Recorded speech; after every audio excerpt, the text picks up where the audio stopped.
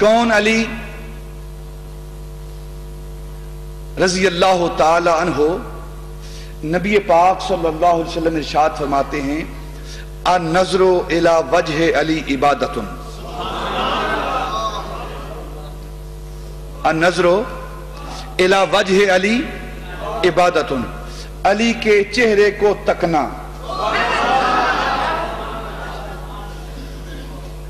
علی کے چہرے کو تکنا یہ عبادت ہے۔ یہ کیا ہے؟ حدیث پاک پیش کر رہا ہوں۔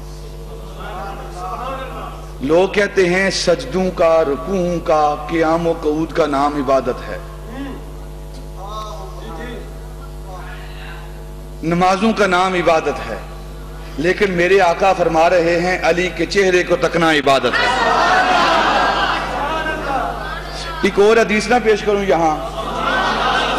میرے آقا فرماتے ہیں النظر الی الکعبۃ عبادۃ،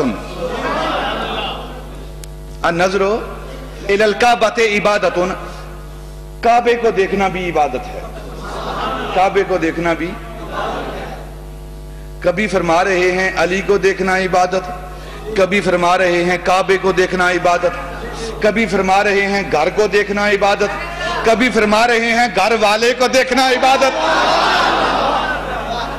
اور پھر ایک اور حدیث پیش کرتا ہوں کہ نبی پاک صلی اللہ علیہ وسلم کی حدیث پاک ہے کہ جو انسان کعبے پر پہلی نظر ڈالے،